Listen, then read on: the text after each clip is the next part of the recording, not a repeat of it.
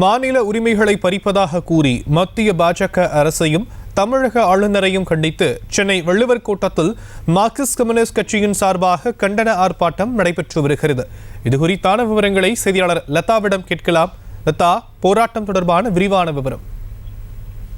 வணக்கம்.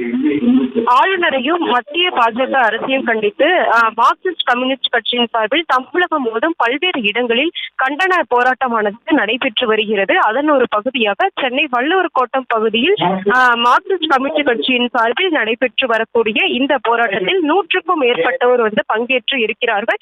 இதில் குறிப்பாக பார்த்தோம் என்றால் திமுக எம்எல்ஏ எழிலன், திமுக மாவட்ட செயலாளர் சிற்றரசு, அதே போல சிபிஎம் கட்சியினுடைய முன்னாள் எம்பி ரங்கராஜன் உள்ளிட்டோர் இதில் பங்கேற்று சிறப்புரையும் ஆற்ற இருக்கிறார்கள்.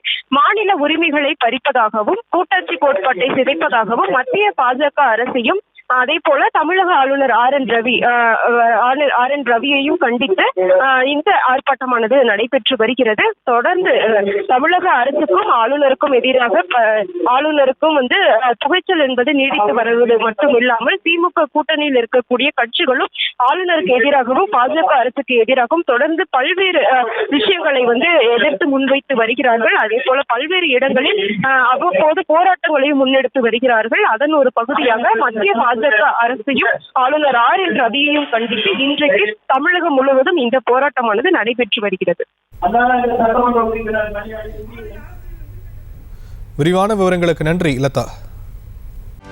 செய்திகளை உடனுக்குடனும் துல்லியமாகவும் தெரிந்து கொள்ள சப்ஸ்கிரைப் பண்ணுங்க.